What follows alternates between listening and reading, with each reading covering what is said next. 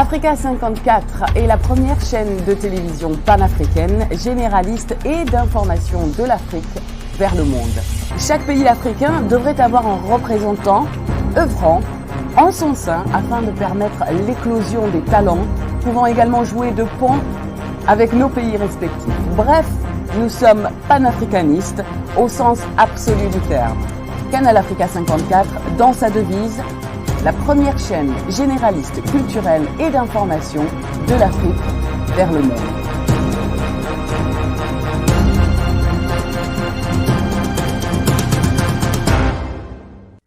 Canal Africa 54 will give to Africans and Afro-Caribbean what they have long been waiting for, expression of their own voice alongside the Western media and elsewhere in the globe. We aim to make the channel professional, sophisticated, contemporary. This channel will offer to viewers a unique experience in digital broadcasting. Our broadcasting and creative departments are dedicated towards having a constant flow of interesting and exciting programs. By using the most sophisticated methods of production, we aim to provide programming which is second to none, developing and enhancing the digital TV services throughout interactive mediums.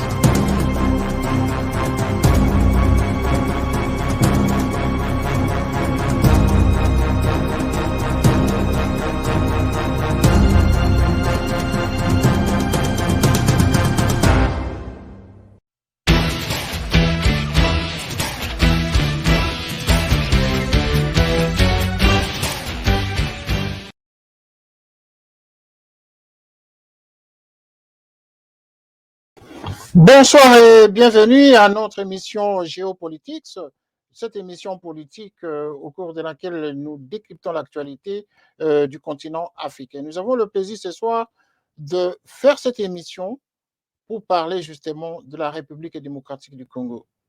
Comme vous le savez, tous ceux qui nous ont suivis la semaine dernière, nous avons consacré en tout cas plusieurs émissions faisant hommage à cet illustre homme politique congolais, un résistant congolais, celui-là même qui a éclairé le peuple congolais de la diaspora et de partout, de la situation qui prévalait dans son pays, la République démocratique du Congo.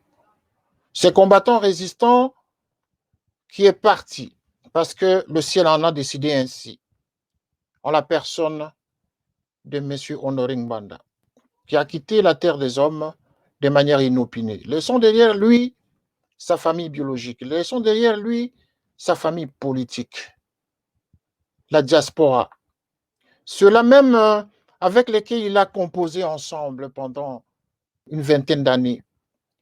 Celui-là même qui est venu dans la diaspora pour leur dire qu'il se passe un problème au Congo démocratique. Il y a risque que le Congo soit balkanisé parce qu'à l'intérieur du Congo, il y a des ennemis de la République. Il a eu le courage justement d'éclairer les gens. Il a eu le courage de citer des noms des gens qui menaçaient, de ceux-là qui menaçaient la République démocratique du Congo. Oui, la communauté internationale, il a eu le courage de l'affronter, M. Honoré Ngbanda. Il a cité nommément ceux-là même qui accompagnaient les menaces à travers l'Est de la République du Congo en citant des noms de pays tels que le Rwanda, le Burundi, l'Ouganda, la Tanzanie, entre autres. Honoré Ngbanda s'en est allé. Mais quel sera l'héritage? Quel sera l'acquis de tous les messages qu'il a lancés? Il nous a dit, il a dit à tout le monde, la menace vient de l'Est. Il y a des ennemis à l'intérieur. Il y a des compatriotes qui composent avec l'ennemi. Mais la plupart ne l'ont pas suivi. Mais hélas, beaucoup quand même l'ont écouté. Mais de ceux-là qui l'ont écouté, la plupart sont restés fidèles dans ce combat.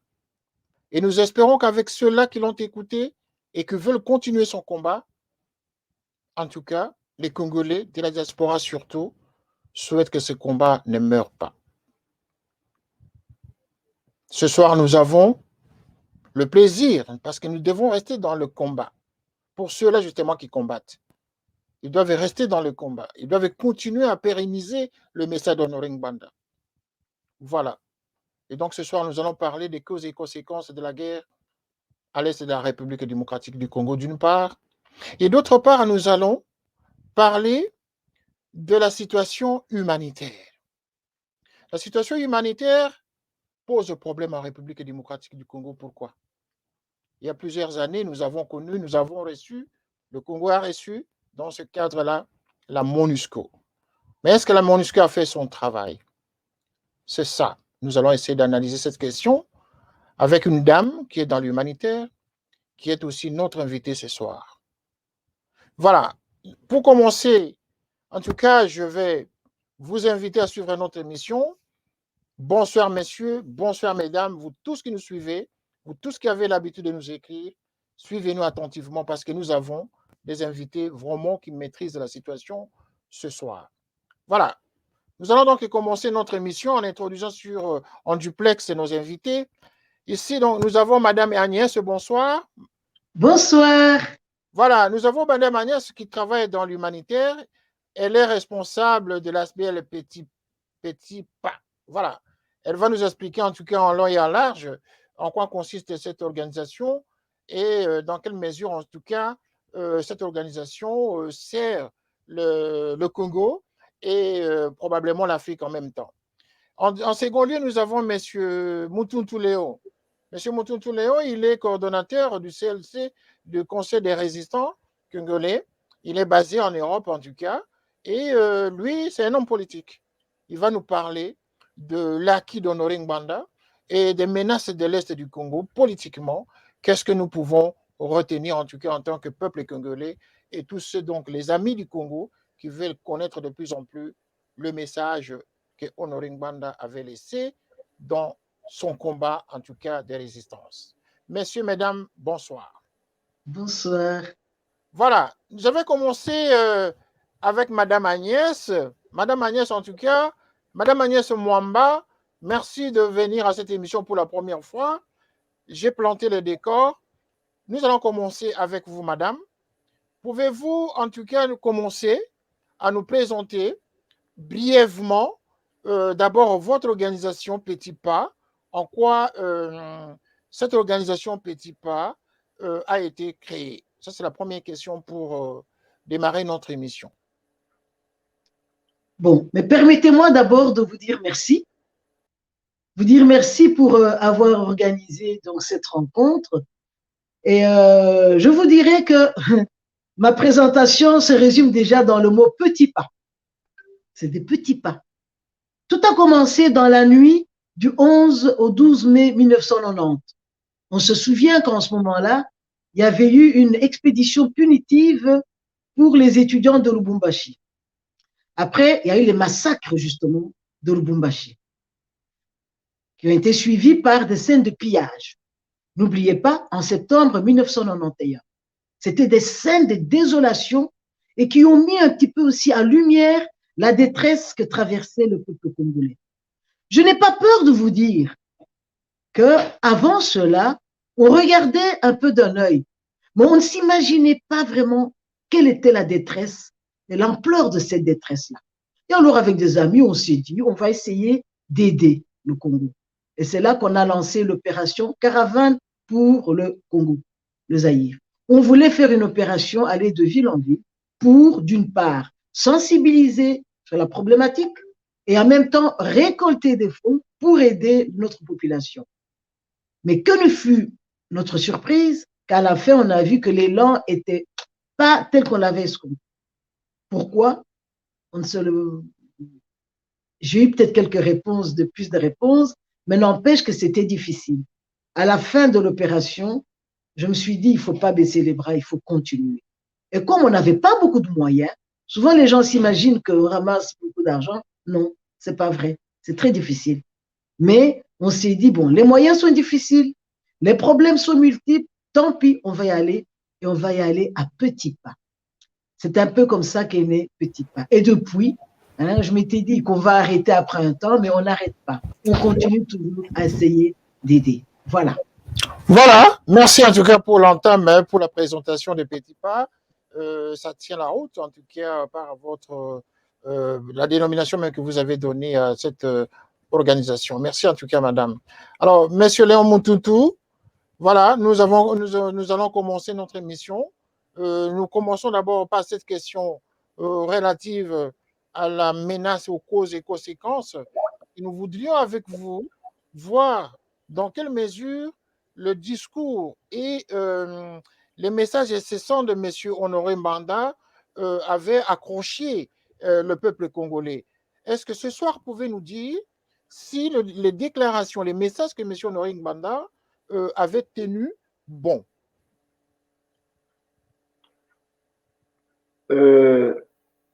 Avec votre permission, nous sommes en période de deuil. Il est de coutume que, en pareille circonstance, pour nos amis de notre association, avec lesquels j'ai essayé de parler ce soir, je vous prierai peut-être de m'accorder ne fût-ce qu'une minute de silence en mémoire de l'illustre disparu.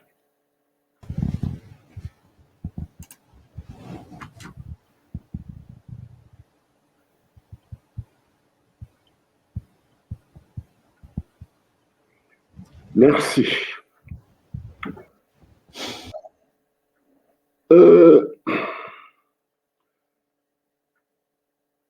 Parler de l'Est de notre pays, je m'en vais plus vite vous fixer avant d'entrer dans le vif du sujet aujourd'hui que nous allons vraiment consacrer à celui qui a été le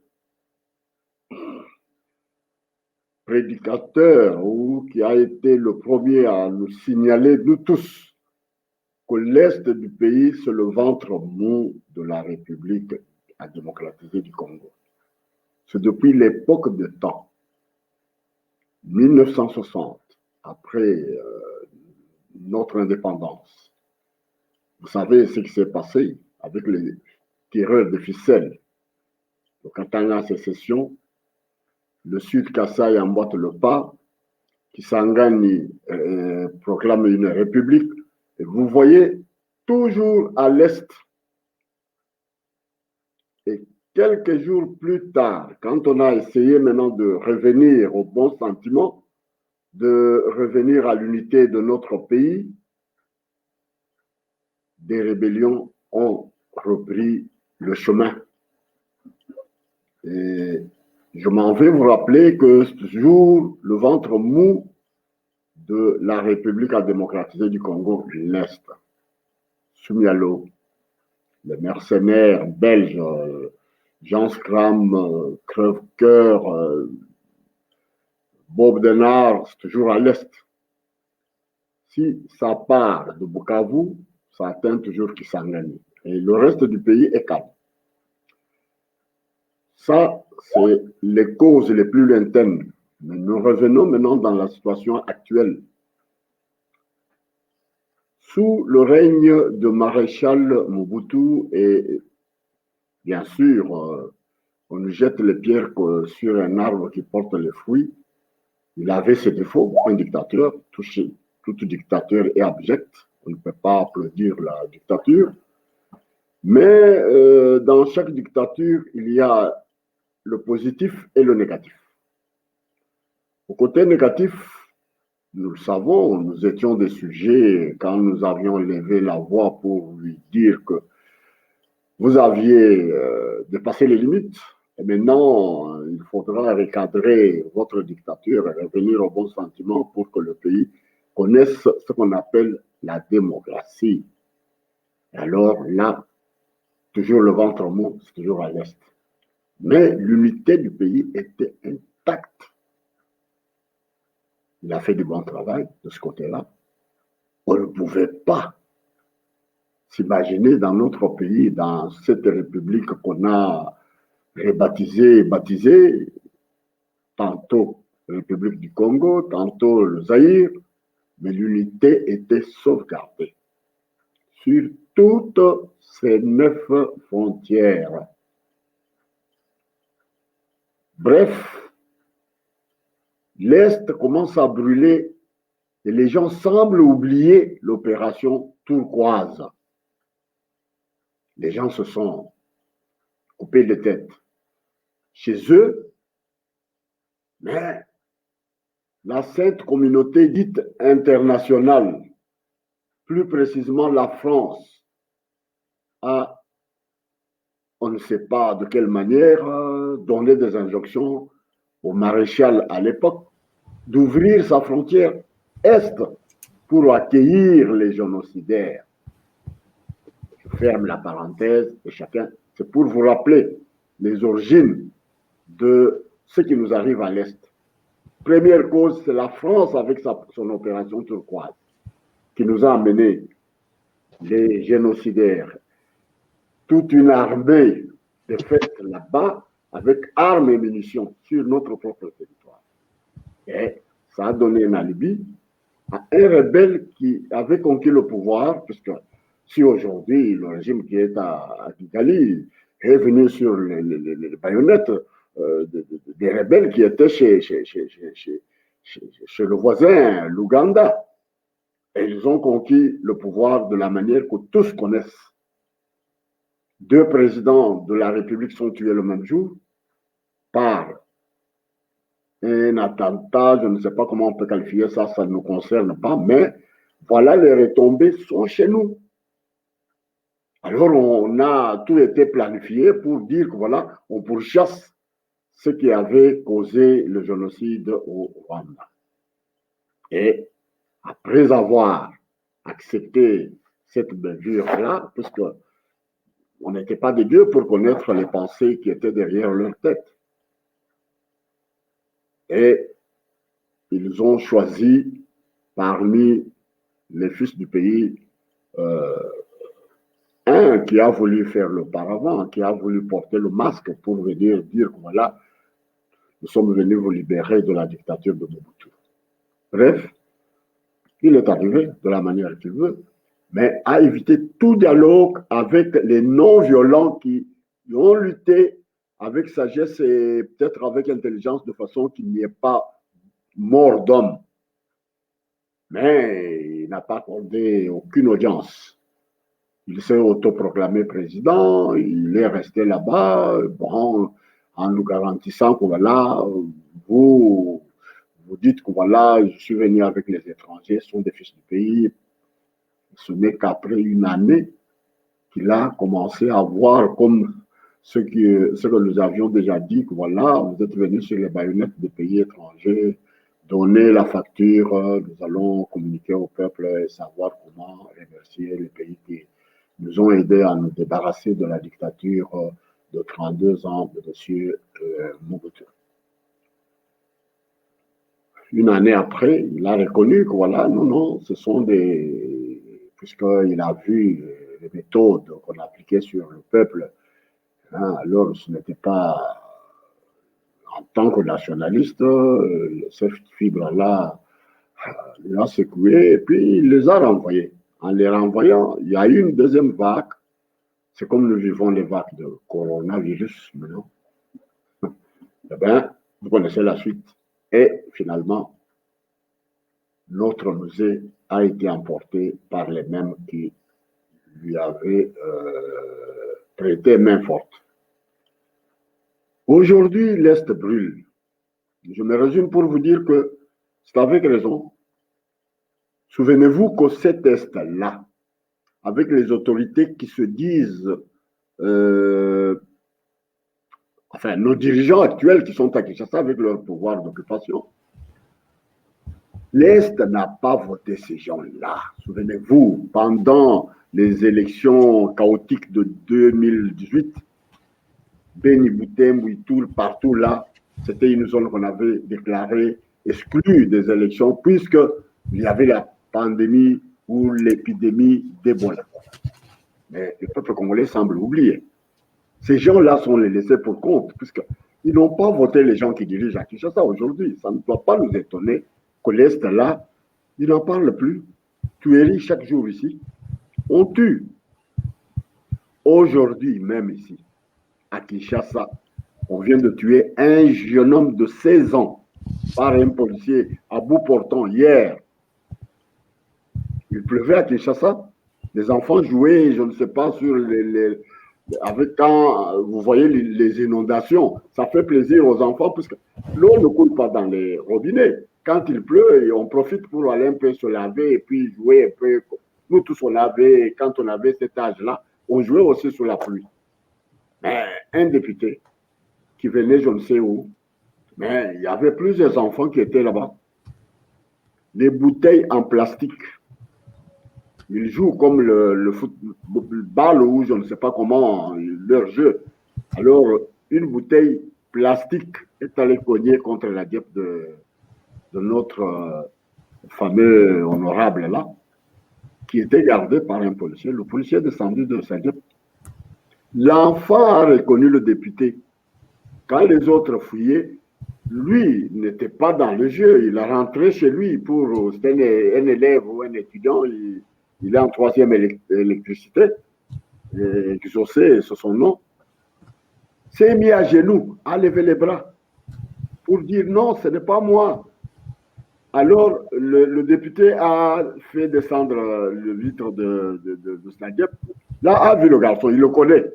Et le garçon a reconnu le député et dit, papa, je ne sais pas comment il s'appelle, si bébé ou bébé comme ça. C'est moi. Moi, je ne suis pas un Koulouna. Alors, il a remonté sa vitre et le policier est descendu, il a donné l'ordre et on a battu le garçon. 16 ans. Je ferme la parenthèse, ça, c'est à Kinshasa hier. Pour vous dire, être bref pour la situation de l'Est, premièrement, je vous ai montré que voilà, ces gens-là, le pouvoir qui est à Kinshasa, les ignorent. On peut égorger comme on veut, jamais, jamais, ni la RTNC, il n'y a que les médias patriotiques qui essayent un peu de parler de ce qui se passe à l'Est. Nous les connaissons et nous les saluons de leur travail. Nous sommes en symbiose avec leur travail. Tandis que les officiels, bouche cousue, ils ne parlent plus de ce qui se passe à l'Est. Malgré les promesses à longueur de tournée là-bas pour dire nous viendrons faire ceci, cela. Et puis, le contingent de la MONUSCO avait quitté Kinshasa, tous, pour aller s'installer à l'Est. Mais l'Est brûle. Donc, il y a Anguille sur roche. C'est pour vous dire, nous sommes politiques. On essaie de comprendre le décès de cette icône de la résistance congolaise. Une bibliothèque de renseignement qui s'est éteinte. Il a marqué l'histoire de la résistance congolaise. Son passage sur la terre congolaise n'était pas vain. Nous ressentons en nous tous une perte incommensurable sur les enjeux sécuritaires de notre pays et surtout de l'Est du pays. Il est le premier à nous dire que cet enfant qui dirige le pays n'est pas le fils de l'autre. Les gens ne croyaient pas. Et pourtant, cette bibliothèque avait bien fouillé, avait bien trouvé et les origines et le nom propre à cet enfant-là. Vous parlez de qui quand vous dites à cet enfant-là? Parce qu'il y a beaucoup de gens qui nous suivent. Il y a une confusion par rapport aux Africains qui suivent la chaîne. Quand vous dites cet enfant-là, c'est vague. Hein? Moi, c'est Kanambe, puisque je ne voudrais plus qu'on vienne dire cet enfant, il n'y en a pas deux. Cet enfant étranger qu'on nous a imposé par la soi-disant communauté dite internationale. Vous parlez de Joseph Kabila, hein, c'est ça. Hein, il faut aller... Appelez-le comme vous voulez, mais nous retenons de notre mentor, de notre maître, qu'il s'appelle bien et bien Kanambe Kazembere Christopher, le nom de son père. Puisque on veut faire de notre République un royaume des enfants d'eux. Mais il a eu l'honnêteté de s'habiller dans la peau de son père qui s'appelait Kanambe. Je ferme cette parenthèse, c'est pour vous dire que Honoré mérite d'être honoré. Il a bien porté son nom d'honoré. J'ai connu en lui un chef de file qui avait la capacité de se mettre au-dessus des contingences politiques, des polémiques dérisoires et qui préservait ce qui était cher à tous. L'intérêt supérieur du Congo et de son organisation, APARECO. de son école. Je retiens ce qu'il ne cessait de me prodiguer comme conseil. Doyen, les qualités peuvent servir à corriger les défauts. Cet homme a montré ce qu'il nous faut et ce qu'il ne faut pas faire dans cette résistance. L'homme est resté constant depuis qu'il milite parmi nous. C'est vrai, nombreux sont ceux qui voient son passé. Et nous tous, chacun a son passé. Nombreux sont ceux qui, à tort ou à raison, qualifient que voilà, il a travaillé avec Mobutu. Et nous posons la question, qui n'a pas travaillé avec Mobutu? Puisque si, du moins, les enfants qui sont nés sous l'autre Kalambe ici, eux n'ont pas travaillé avec Mobutu. Puisque l'entrée d'AFDEL, si nous prenons les enfants qui sont nés en 1997, aujourd'hui, eux sont maintenant des majeurs. Ils peuvent prétendre dire que nous n'avions pas travaillé avec Mobutu. Mais nous tous, qui venons de ces années de l'indépendance jusqu'à 1997, évidemment, il y a eu beaucoup d'étapes que nous avions traversées pour nous détacher de la pensée unique et devenir les chantres de cette démocratie aujourd'hui qui peine à s'installer dans cette république bananière.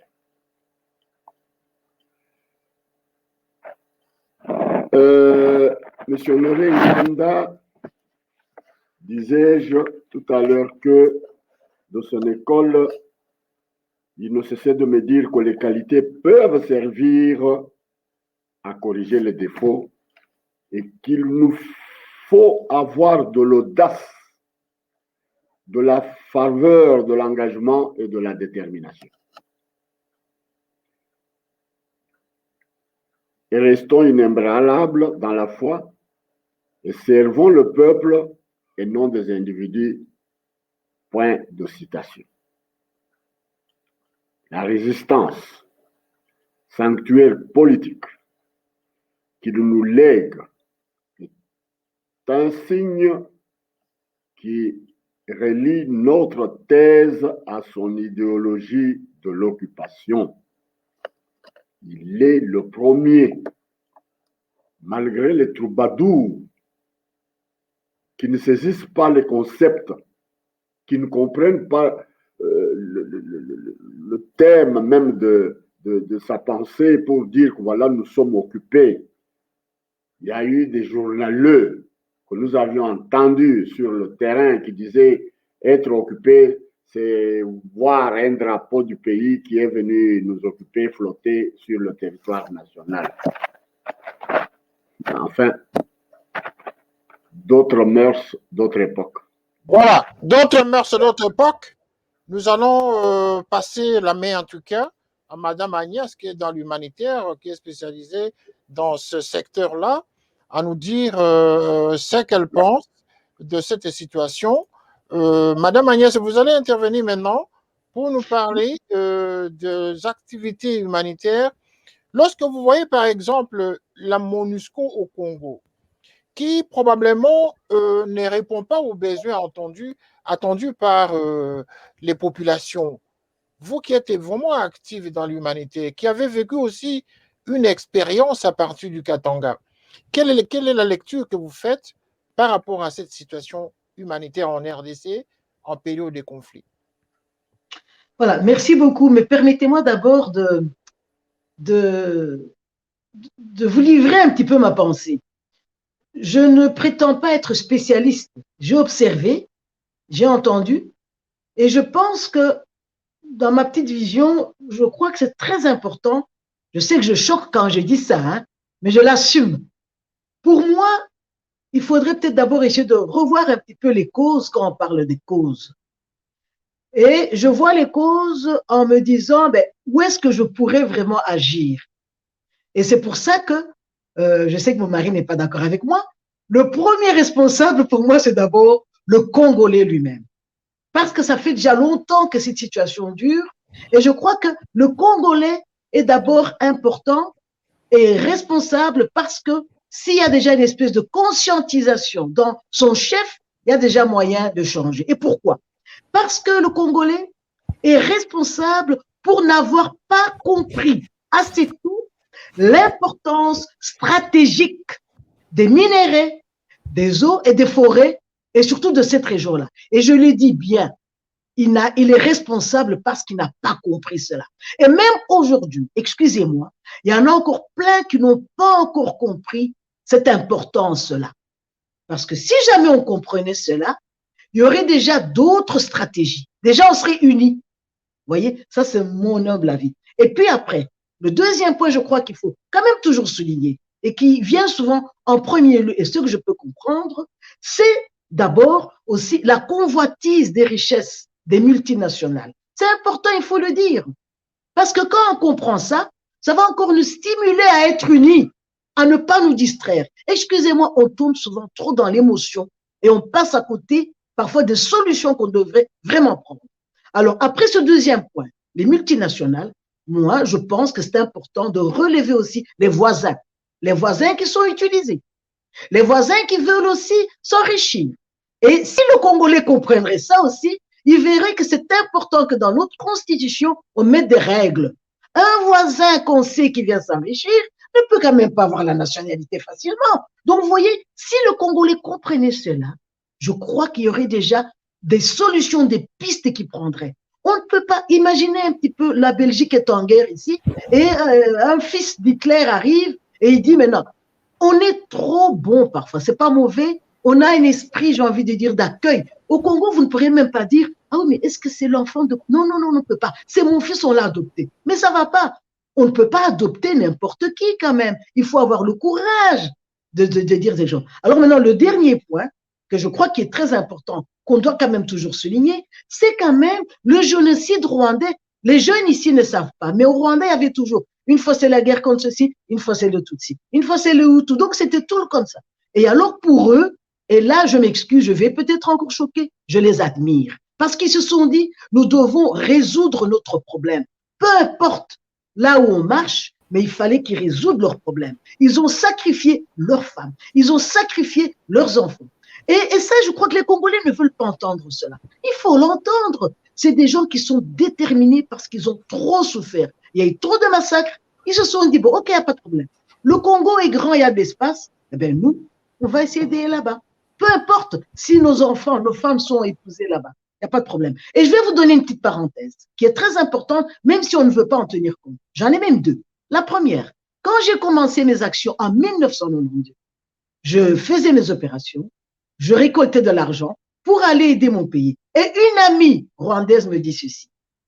Agnès, tu perds ton temps. Hein? Toi, tu ramasses de l'argent pour aller acheter des médicaments et de ton pays. Nous, on achète des armes. Parce que ton pays, ce sera notre pays. Moi, j'ai dit, ah bon, pourquoi?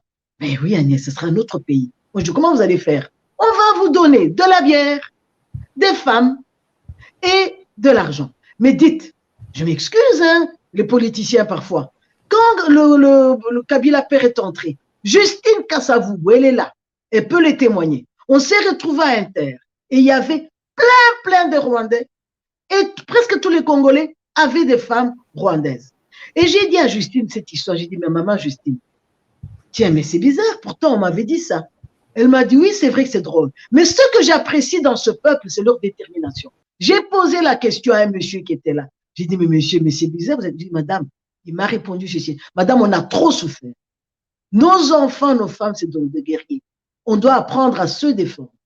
Et donc, eux, ils sont droits dans leur tête. Mais nous, les Congolais, non. On est juste en train de parler, crier. Maintenant, une autre parenthèse.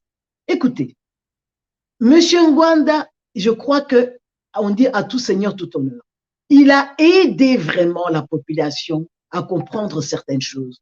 Mais il ne faut pas que le Congolais oublie aussi certaines choses, parce qu'on a toujours tendance à oublier. Écoutez, moi, j'ai la malchance d'avoir eu des problèmes sur Mobutu. Heureusement que je suis venue ici. Bon, mais ça, c'est des choses qu'on ne doit pas oublier. Parce que si on oublie ça, d'une part, il a beaucoup aidé, c'est vrai, et ça, il faut le dire, et il faut continuer ce combat. Là, je suis 100% d'accord? Mais c'est important aussi de savoir qu'il y a eu parfois des choses qui n'étaient pas bien pour que la génération future ne refasse plus les mêmes erreurs.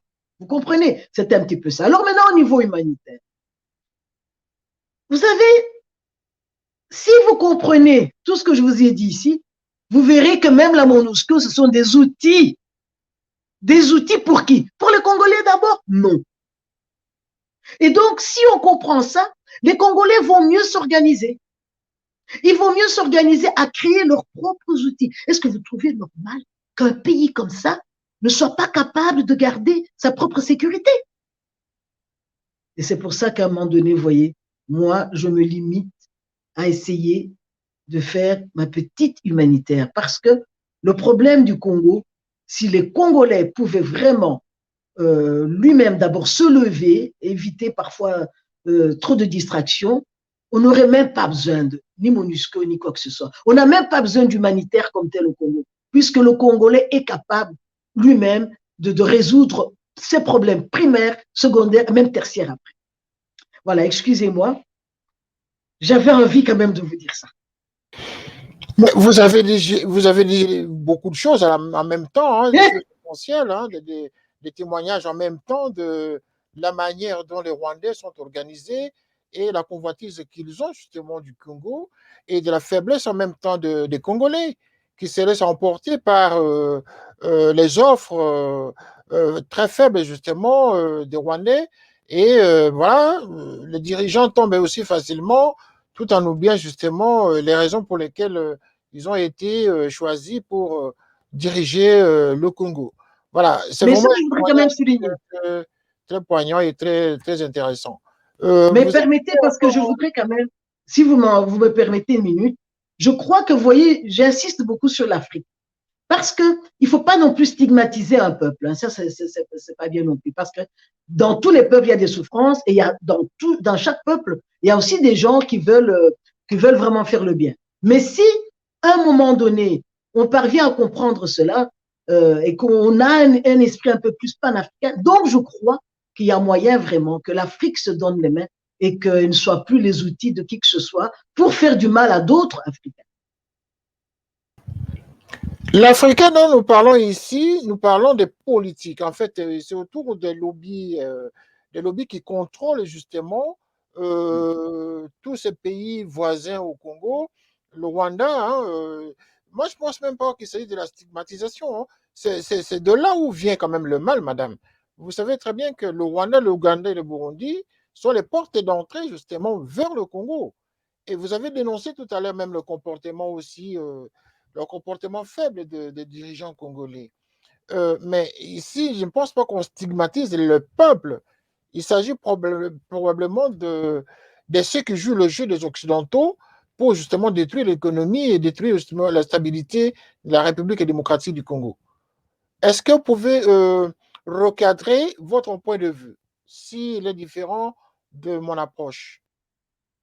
Non, non, non, je pense que c'est bien ce que vous dites, mais ce que je voudrais, j'insiste vraiment sur que l'idée que le Congolais doit d'abord voir que c'est d'abord lui le premier responsable. Ça, je crois, c'est d'abord nous.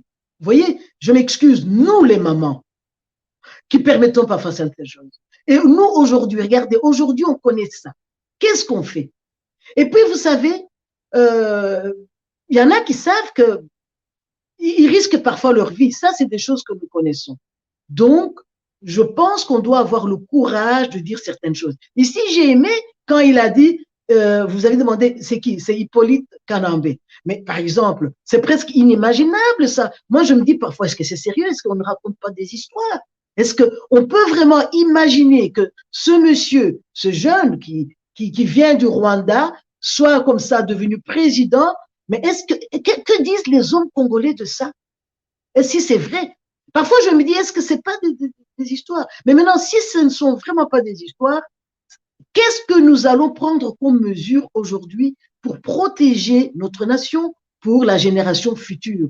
Qu'est-ce que vous, les journalistes, vous pouvez mettre en place pour mieux informer les gens?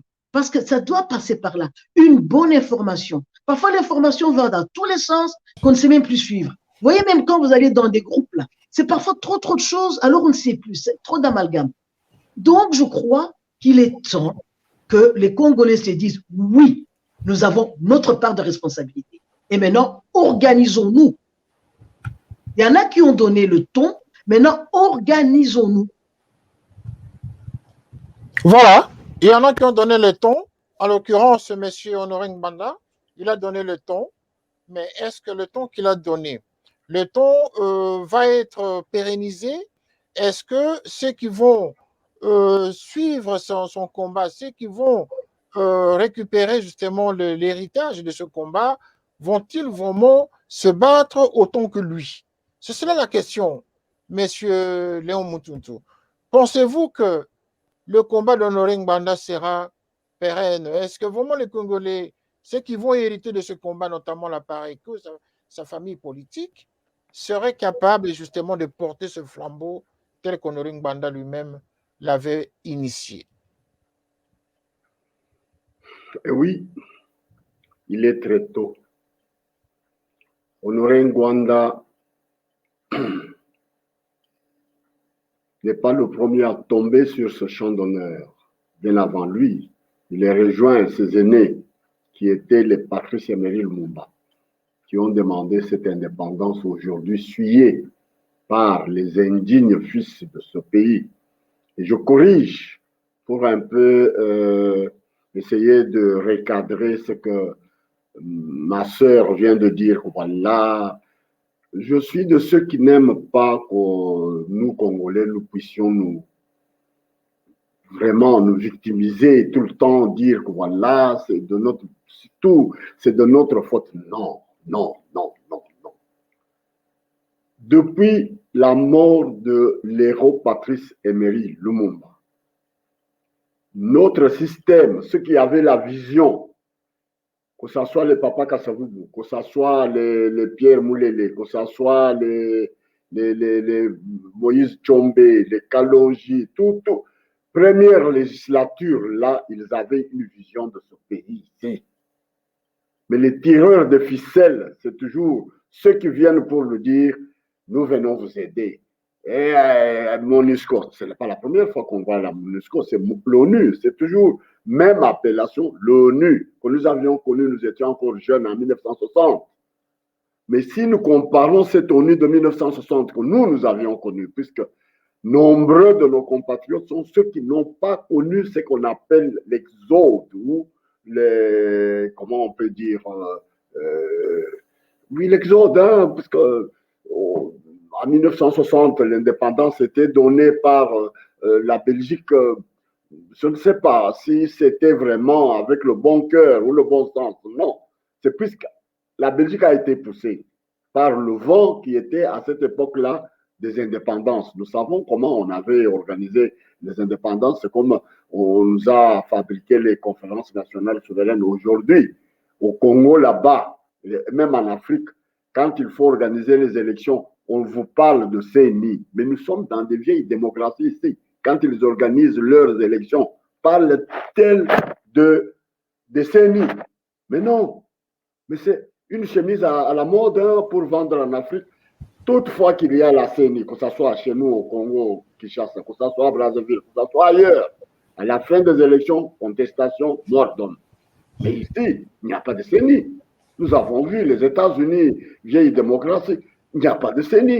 Ici, dans le pays, donc, nous culpabiliser et dire que voilà, la classe là est. Non, non, non.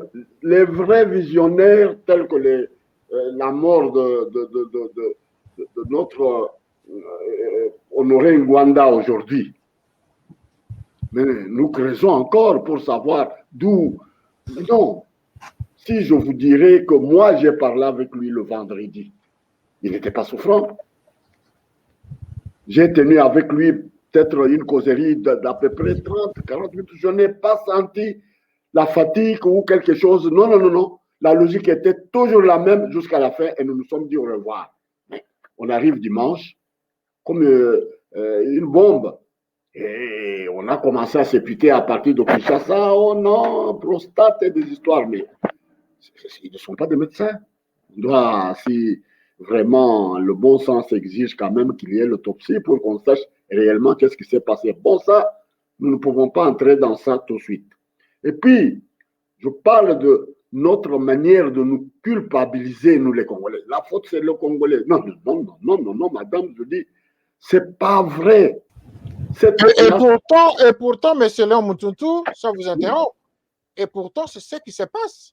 C'est ce que nous constatons sur mais le de terrain. quel Congolais on parle-t-on? Quel Congolais parle-t-on? Les vendus, là, les collabos? Le Congo. Nous sommes ici dans la diaspora. Vous et nous sommes ici dans la diaspora. Aujourd'hui, que les Rwandais dirigent le Congo, ceux-là qui sont même dans l'armée congolaise, ceux-là qui ouvrent la porte aux étrangers de venir au Congo, ce sont ceux-là dont Madame a fait allusion ici. C'est en quelque sorte, c'est une grande... Cadre, je ne dis pas qu'elle a mal parlé. Elle a très bien parlé. Mais moi, je creuse, je veux mettre dans les têtes des Congolais. Puisque au Congo, qu'est-ce que nous remarquons? Tout le monde est politique. Tout le monde est politique. Or, quand nous avions eu notre indépendance de 1960 vers 1965, au coup d'État de Mobutu, une classe politique a émergé. On savait que si tel parle, il a une vision de ce qu'il dit. Il n'y avait pas de guerre fratricide entre nous, non. La politique marchait. Je m'en vais par un petit exemple. De 1960 à 1965, au coup d'État de Mobutu, vous voyez combien il y avait de grandes écoles, puisque le budget de cette époque-là, à l'époque de papa d'heureuse mémoire, Joseph Kasavubu, malgré tous les tiraillements que nous avions connus de 60 à 65, mais l'unitaire est venu au Congo. Il y a eu une première conférence entre les Congolais eux-mêmes. Donc, le drapeau que vous voyez qu'on vient de profaner ici par les tireurs de ficelles, le fond de notre drapeau était toujours bleu marine, pas le bleu de l'ONU que vous voyez là. Qu'est-ce qui s'est passé? C'est l'Union européenne, qui a été créée bien après nous, vient retirer sur notre drapeau nos couleurs de bleu marine pour mettre dans l'Union européenne et nous vendre maintenant la couleur de l'ONU. Donc, pour vous dire que nous sommes sous occupation, si Honoré Ngwande est mort, il avait un discours fort qui recadrait et les Congolais et les soi-disant tireurs de ficelles. Nous comprenons. On l'a cherché depuis très longtemps pour nous abattre. Ils n'aiment pas un discours des gens qui dérangent. Donc, c'est pour vous dire que non, écoutez, nous ne pouvons pas tout le temps nous culpabiliser pour dire que... Oui, mais monsieur, mais qui autorise, qui facilite la tâche à tous les prédateurs, à tous les étrangers qui s'installent au Congo? Lui-même. Je vous dis qu'ils s'installent par la force de leurs armes, tout simplement. Il n'y a aucun Congolais qui est venu, qui peut accepter qu'on vienne prendre nos matières premières et fixer les prix ici, là où nous sommes. Lorsque vous avez vous-même parlé de Kanambe, qui vient au Congo en tant que Rwandais, alors autour de lui, il y a beaucoup de Congolais qui le savent, mais qui ont même fabriqué une identité en lui collant le nom de Joseph Kabila. Qui ont fait ça? Ce sont des Congolais. Mais vous dites que c'est un Rwandais. Mais la majorité des Congolais, des politiques congolais, qui ont fabriqué cette identité, dont M. Ngwanda avait dénoncé, n'est-ce pas? Ça rejoint la logique de madame qui dit le problème du Congo, c'est d'abord nous, parce que nous facilitons justement l'infiltration au Congo. Mon cher journaliste, moi, on ne fait pas la politique de la rue. Là, c'est le langage de la rue.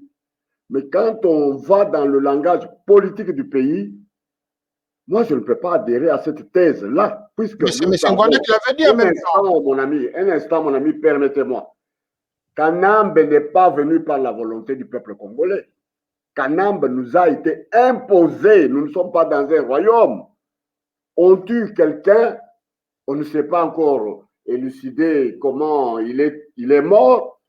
On nous impose. Vous aviez tous vu à travers le monde qui sont venus avec ce petit bonhomme-là, Ce n'est pas le choix du peuple congolais. Voilà. Donc, c'est la responsabilité des Congolais, M. Léon Moutountou. Je n'accepterai pas quel est ce Congolais à qui on avait demandé que voilà, nous voulons vous mettre le petit là. Je sais que ceux qui l'ont accompagné, parmi lesquels il y avait déjà des gens vendus, hein, qui sont venus sur les baïonnettes de ces troupes, qui sont venus avec nous. Mais moi, nous parlons en tant que Congolais de souche, non violents. Nous n'étions pas pour les armes quand ils sont venus. Ils savent très bien que c'est grâce à la lutte non violente que Maréchal a été affaibli. Ce n'était pas par les armes. Nous avions lutté de 1982 dans l'essence de notre parti. Qu'on l'aime ou qu'on ne l'aime pas, ce qui se passe maintenant, ce n'est pas cette UDPS que nous avions créée. Donc, cette politique de non-violence oui, a permis justement les armes d'entrer au Congo pas avec du tout. toute la cargaison Oui. d'étrangers, Oui. n'est-ce pas, qui se sont Oui. installés au Congo. Parce que Oui. vous avez adopté la politique de la non-violence. Donc, c'est toujours le problème du Congolais quand même, hein, qui ne sait pas se révolter contre le mal. Mais je vais m'expliquer. Pour que Mobutu s'en aille, nous étions au pays non violent.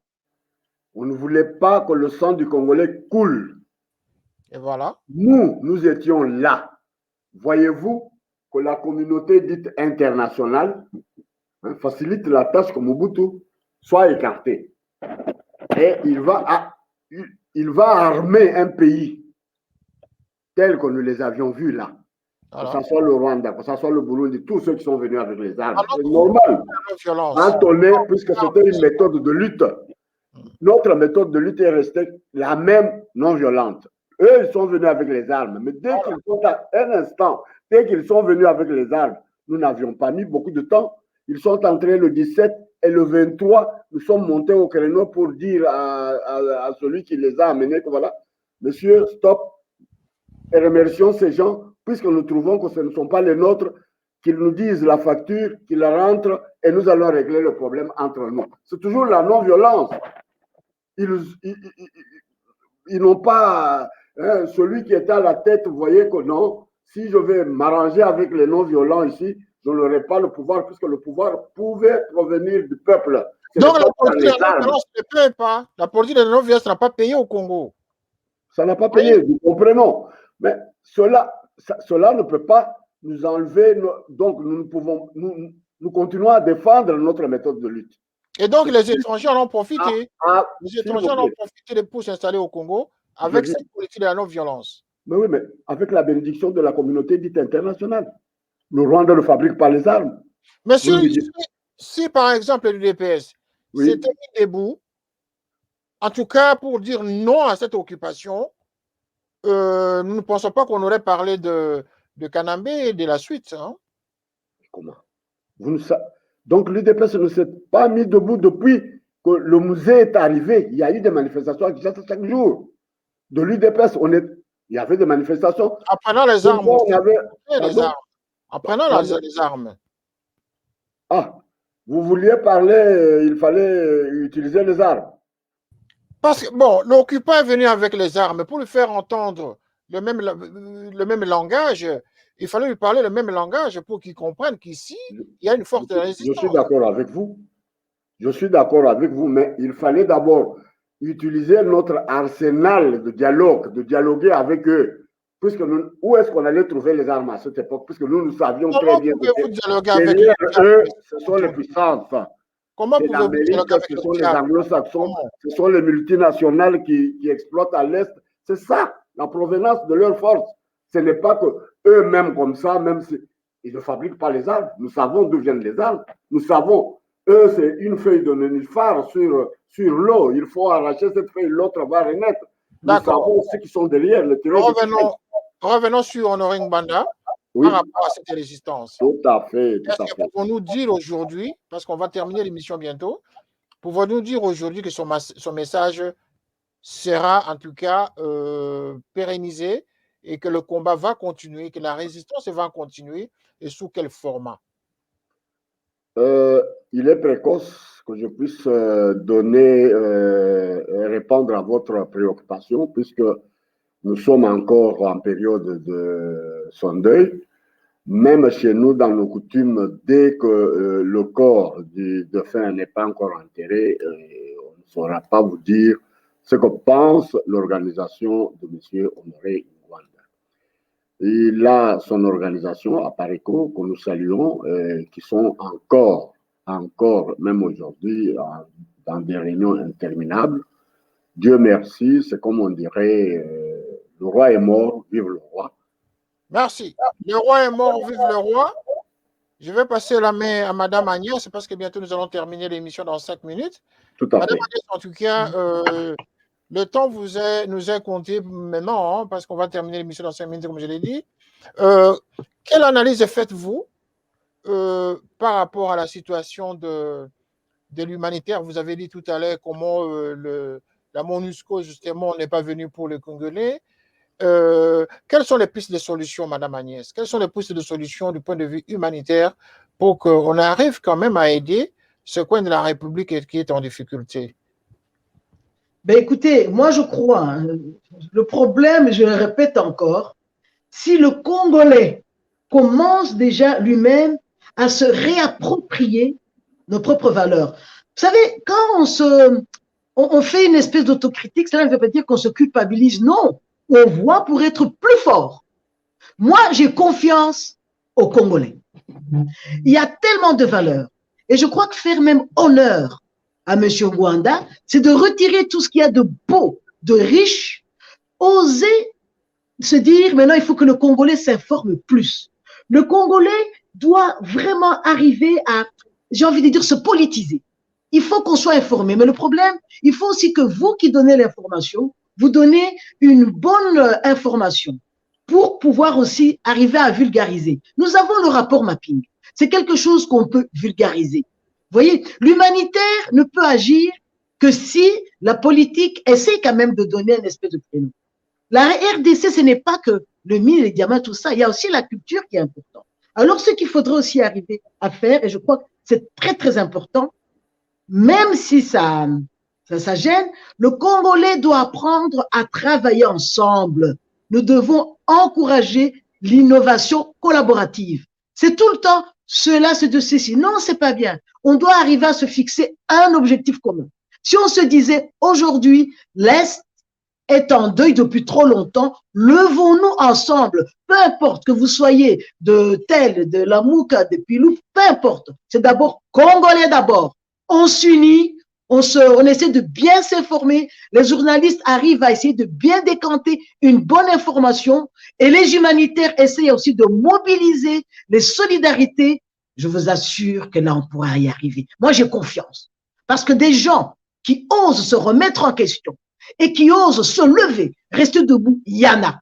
Mais nous avons besoin d'être aidés. N'ayez pas peur de nous autocritiquer. Non, c'est pas mauvais. L'autocritique doit nous aider à grandir. Et là, on fera honneur à Honoré Ngwanda. Parce que peu importe ce qu'il a pu être avant, mais à la fin, il avait quand même aussi le souci du peuple congolais. Et moi, je pense, l'erreur que nous faisons parfois, nous nous arrêtons. Je t'aime, je ne vois que ton beau côté. Je ne t'aime pas, ben non, c'est pas ça. Peu importe qui tu es, mais osons voir, oui, là, ça c'est bien, là, ça, ce n'est pas bien. Et prenons ce qui est bien et avançons. Unissons-nous. Voilà moi ce que je voulais dire. Voilà, merci madame, merci en tout cas, un message très fort. Et donc, pour avoir les clôturés, je vais demander à M. Léon Mutuntu un dernier mot par rapport à ce que nous avons dit ce soir. Nous savons que vous êtes encore dans l'émotion. Vous qui avez été parmi les dernières personnes à parler avec M. Honoré Ngwanda avant sa mort, avant sa disparition, probablement, prochainement, vous allez nous faire beaucoup de témoignages par rapport à votre dernière conversation qui probablement n'a pas décelé des signes de faiblesse de sa part. Nous vous convierons en tout cas de nous témoigner le sens de votre dernière conversation prochainement dans différentes émissions. Alors, quel est votre dernier mot ce soir, monsieur Léon Mutuntu, pour clôturer cette émission? Merci beaucoup et je m'adresse plus précisément aux vaillants résistants. De partout où nous nous trouvons, qu'ils sachent que quand nous sommes encore au front, quand un combattant de la trempe de M. Honoré Ngouanda tombe, on ne pleure pas. On ramasse ses armes et on continue la lutte. Nous ne sommes pas des prophètes pour vous faire un programme ou un calendrier que voilà, nous ferons ceci, cela. L'avenir seul nous le dira, mais l'espoir fait vivre. Je réconforte tous, partout où ils se trouvent, d'être toujours aux aguets. La lutte ne fait que commencer et nous sommes au virage de notre victoire si réellement, ce que Madame a donné aussi comme conseil, c'est en nous unissant. Pour que votre point ici ait de la force, il faut posséder tous les 5 doigts. Dès qu'on vous coupe même le tout petit ici, ton cou n'a pas de poids original. Donc, condoléances à la famille biologique de notre regretté disparu, condoléances à la famille politique, condoléances à tous les panafricanistes à travers l'Afrique et le monde. Et je terminerai par vous dire que nous avons une permanence de deuil de M. Honoré Ngouanda pour tous ceux qui veulent y participer chaque soir, c'est de 17h à 23h. Nous allons agencer encore notre programme. C'est conformément à nos coutumes. Le soir, après les boulots des uns et des autres, on se retrouve autour du feu pour parler de notre défunt, des témoignages, des informations à échanger sur sa mort. Ça nous intéresse au plus haut point. Mais pour le moment, nous laissons tout le choix à la famille biologique qui se prononcera d'ici peu et nous vous mettrons au courant du programme de ces funérailles. Nous vous remercions vraiment de votre antenne que vous nous avez accordée ce soir. Et encore à tous et à toutes mes condoléances les plus attristées. Merci, M. Lemotoutou. Nous sentons que votre gorge ne peut pas, en tout cas, sortir le mot juste parce que vous êtes sous l'émotion. Mais tel que nous avons commencé l'émission, nous allons terminer avec un dernier mot de Madame Agnès. Écoutez, moi, je voudrais d'abord aussi présenter mes condoléances à la famille biologique et à la famille politique. Et je voudrais vous demander de ne pas arrêter ceux qui l'ont soutenu dans son combat. Ils doivent continuer. Et vous, qui nous permettez de passer des messages, continuez aussi votre travail. Et à travers ce moment, je voudrais féliciter toutes les personnes qui aiment vraiment les connus et ceux qui ne sont pas connus. Et j'ai envie de dire, continuons. La lutte est peut-être difficile, mais essayons vraiment de nous unir. Encore une fois, merci beaucoup pour ces moments et courage à tout le monde. Voilà. Merci à vous tous, en tout cas. Merci de votre temps. Merci parce que vous avez vraiment répondu à participer à cette émission. Canal Africa 54 avec l'antenne de Télé Saturne. Vous remercie, vous tous qui nous suivez, vous tous qui nous écrivez, vous tous qui nous envoyez des messages de sympathie, justement, après que nous ayons fait plusieurs émissions autour de l'hommage rendu à M. Honoré Ngouanda, cet illustre vaillant combattant, justement combattant résistant congolais, qui a éclairé la diaspora et les Congolais. Je ne cesserai de le dire que les morts ne sont jamais morts, ils sont autour de nous, ils sont avec nous. Il est vrai que là où il est, Honoré Ngouanda souhaiterait que le combat continue. Il est vrai que là où il est, son âme est en train de regarder le Congo. Il regarde le Congo à partir de l'Est parce que c'est là le centre d'intérêt de M. Ngouanda pour le combat qui était le sien. Nous espérons que les Congolais, ceux qui l'aiment, y compris ceux qui ne l'aiment pas, resteront toujours dans le combat de libération. Parce que le Congo, d'après M. Ngouanda, avec tous les messages qu'il a laissés, pour lui, le Congo était un pays appelé à la balkanisation. La balkanisation, justement, nous la vivons au quotidien par rapport à l'infiltration des étrangers qui sont au Congo. dans les institutions. C'est le discours qu'il tenait tout le temps, que le Congo était pris en otage. Voilà. Nous espérons que l'appareil ECHO va continuer ce combat. Les résistants congolais vont continuer ce combat. Nous ferons notre part pour vous soutenir justement, vous donnant de la visibilité pour toute action diligentée justement pour l'intérêt du Congo et du peuple congolais. Merci à vous tous qui avez été si nombreux justement à venir à cette émission. Monsieur Léon Moutountou ainsi que Madame Agnès, merci encore une fois et merci à tous les Congolais et tous les Africains qui nous suivent à cet instant. À très bientôt pour une prochaine édition. Ce fut donc votre aimable serviteur, M. René Roch-Kitoko, journaliste. Au revoir et à très bientôt pour une prochaine édition. Canap 54 TV, la première chaîne généraliste culturelle et d'information de l'Afrique vers le monde. Canap 54, Canap 54, Canap 54, Canap TV. Africa 54 est la première chaîne de télévision panafricaine, généraliste et d'information de l'Afrique vers le monde. Chaque pays africain devrait avoir un représentant œuvrant en son sein afin de permettre l'éclosion des talents, pouvant également jouer de pont avec nos pays respectifs. Bref, nous sommes panafricanistes au sens absolu du terme. Canal Africa 54, dans sa devise, la première chaîne généraliste culturelle et d'information de l'Afrique vers le monde.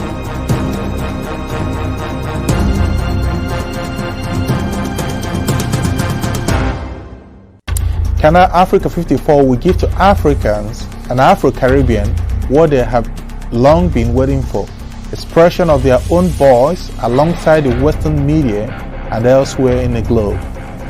We aim to make the channel professional, sophisticated, contemporary. This channel will offer to viewers a unique experience in digital broadcasting. Our broadcasting and creative departments are dedicated towards having a constant flow of interesting and exciting programs. By using the most sophisticated methods of production, we aim to provide programming which is second to none, developing and enhancing the digital TV services throughout interactive mediums.